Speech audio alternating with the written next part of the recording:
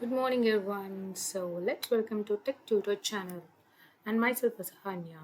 Today I'm going to explain you about AWS Solution Architect.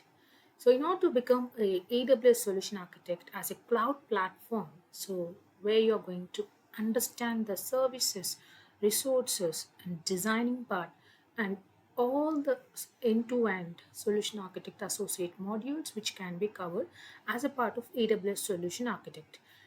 As a solution architect, you are liable to design highly available, cost efficient, fault tolerant, scalable systems. Coming to this, we are going to discuss about what you're going to learn in this particular slide. AWS well architected framework, the framework which is going to design your well architected AWS designs which you can implement in your project level. Next, monitoring and logging tools. Monitoring and logging tools are the tools which are used to monitor your entire AWS infrastructure. Coming to cloud versus traditional infrastructure, the infrastructure which you are going to use for your project level before the cloud and after the cloud. How cloud establishes its entire end-to-end infrastructure replacement and migration from on-premises traditional infrastructure to the cloud.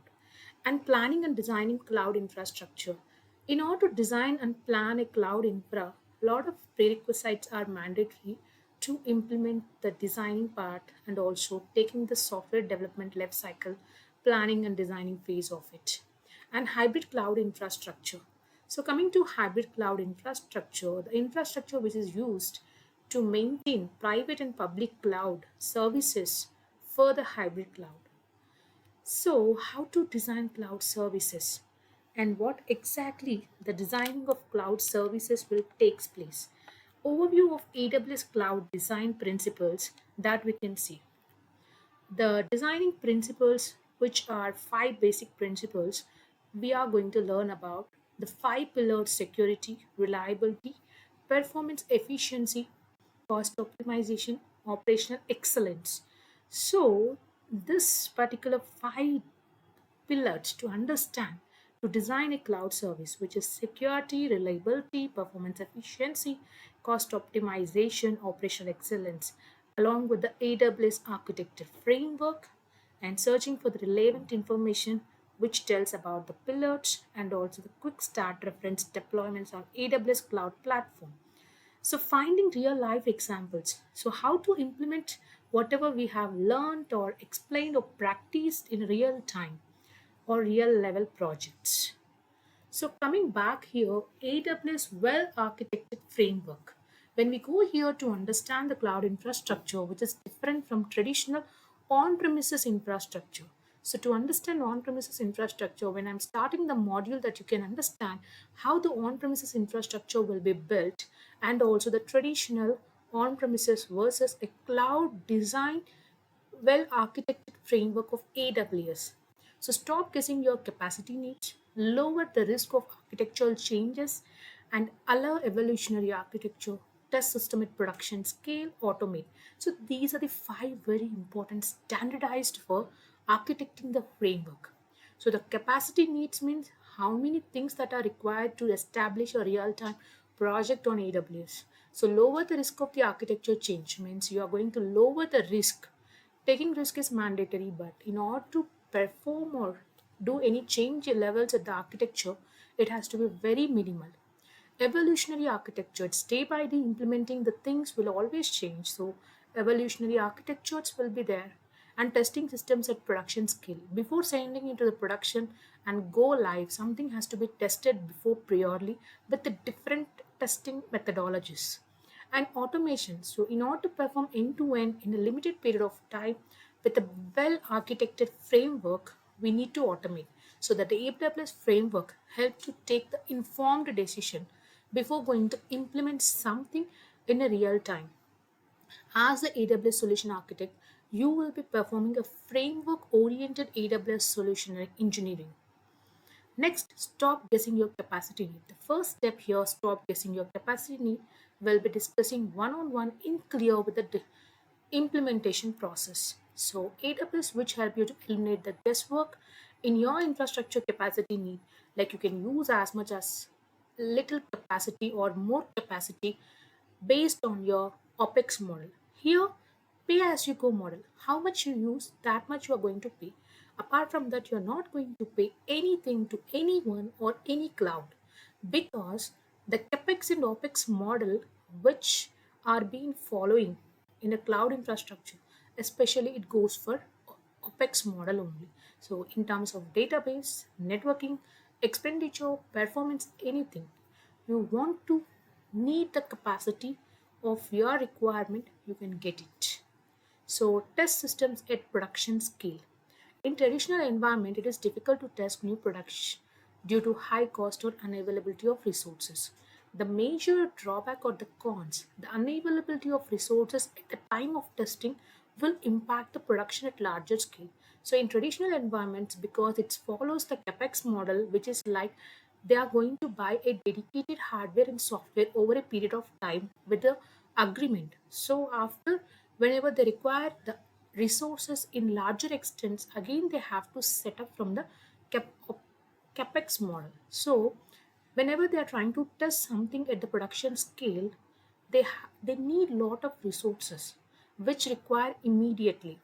So because of this feature, test at systems at production scale without guessing the capacity at the start of your project will allow you to get lot of things at a place whenever it is required. So with the help of cloud, if you want the resources at the time of production scale to test the systems, you will be getting out. So AWS Cloud allows you to create duplicate environments when you require them. So it helps you to replicate and have it create multiple environments like test, non-production, production, and also the other environments which is required to test your systems at the production scale. Next, lower the risk of architectural change. You have been prioritized and implementing a lot of architectures, and you got the client requirement, and you have established the planning and designing phase in SDLC, and later on you want to change some kind of architecture according to your project. So it will lower you the risk because of the availability of resources, as well as you are going to automate the exact replica of your production systems to test them efficiently, and each and every resource will be available at the time of testing. You can launch new test environments when required, so which help you to lower the risk, and you will test before you're going to send that one to the live. That is the reason cloud platforms are very versed and also create multiple replica of test environments within the short period of time, and the using pay as you go model. So automation. Automation is the new era implementing, especially in cloud automation, has its own fantasy.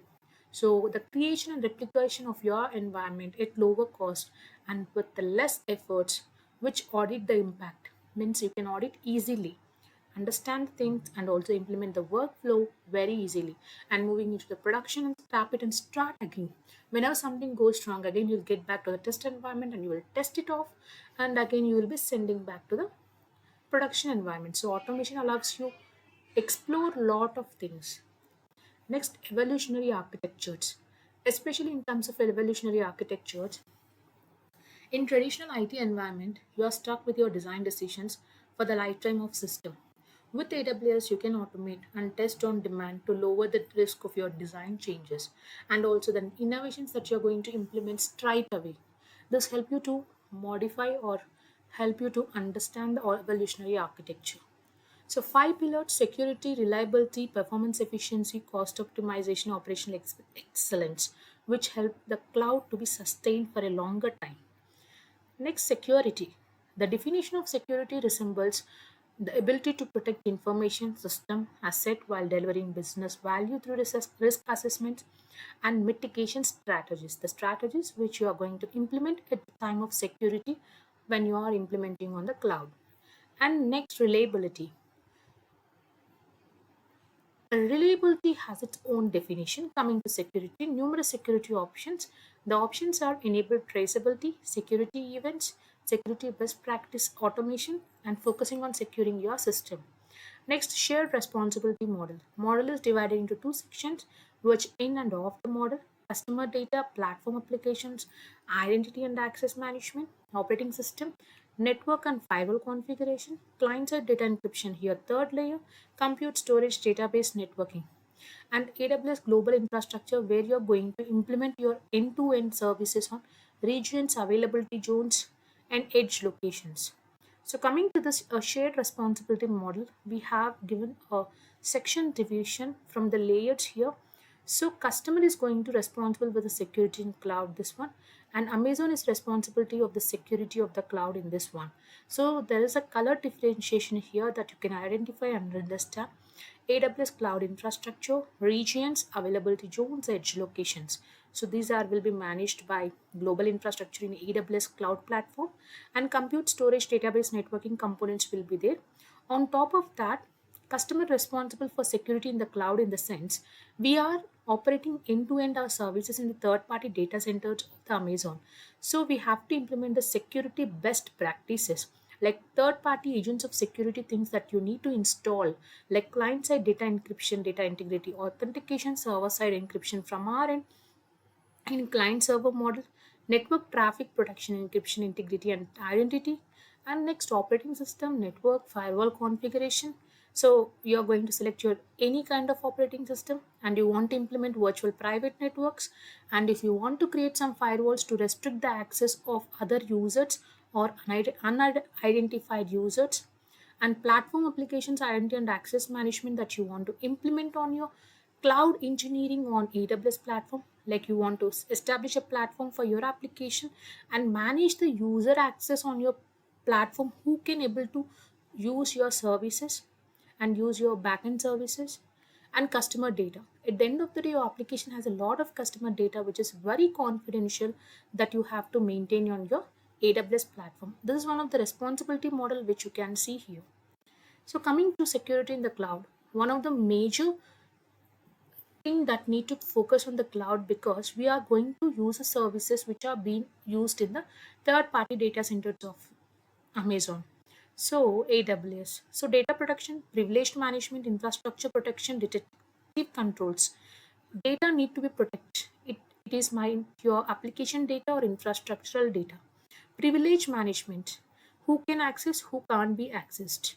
Infrastructure protection, like multi-factor authentication you can enable for your resources, so that unable intruder can't be able to hack your infrastructure. So detective controls, whenever someone is trying to your cloud environment multiple times with wrong passwords or different MFA, and they are trying to decrypt the data of the cloud, you will be able to detect with the notifications. Next, data protections. So what are the services that are being there in your organization or in your AWS cloud platform? So before going to architect any kind of system, we should enable the security on your AWS platform to ensure the security of the AWS account. Here we have perform detailed login, which is called Cloud Trail. I'll be explaining you on AWS cloud platform how to set up Cloud Trail, and also check out the perform detailed login. And we can see encrypt and manage data, how we can encrypt the data management, and how we can use identity access management, which is like key management store, which is there on AWS. So making use of resilient storage system, like we have simple storage service which is called S3 here, which you can use for data protection on AWS, and using the version and lifecycle management, which is a part and parcel or the feature of S3. So AWS S3 has 11 nines of durability, means 11 nines means 0.9999999. Durability is been offering by AWS. So if you store 10,000 objects within Amazon S3, you can on an average expect an incur of loss of single object for once every 10 crore years. So that much of durability is going to provide by Amazon, and the trusted one. So coming to privileged management, we have privileged management here is like a central part of an automation security program is to ensure only authorized and authenticated user access your resources in a way that is acceptable. So we have access control list who can access in terms of privilege management, and we have password management to use the password and reset the password, and also assign a password to a user, and role based access control. So according to the roles in the organization level, they can also implement the RBAC for the user privilege management. So infrastructure protection we have here, the multiple layers of defense and multiple factor authentication which you can have in all types of environment. AWS which implements stateful and stateless packet inspection by using AWS native technology, and the product and services which are available using in AWS marketplace. So multi-factor authentication here, which is going to enforce the boundary protection and monitor points and ingress and egress, like inbound traffic and outbound traffic of a VPC. VPC is something like virtual private cloud. On AWS, I'll be showing a very important 10 services that you know to implement this kind of multi-factor authentication. So this is one of the important MFA which is available in your security credentials of AWS Cloud platform. So there you can see this MFA, and you can also CloudTrail CloudWatch will always log the incident of MFA whoever trying to assign. So log, monitor and alert, this will be taken care, and we'll be discussing how to set up CloudTrail and CloudWatch on AWS to monitor multiple activities that have been happening on your AWS Cloud platform. So this is the end to end of your security and vulnerabilities, all those things on AWS. We'll be discussing some more topics in the next tutorial. Thank you.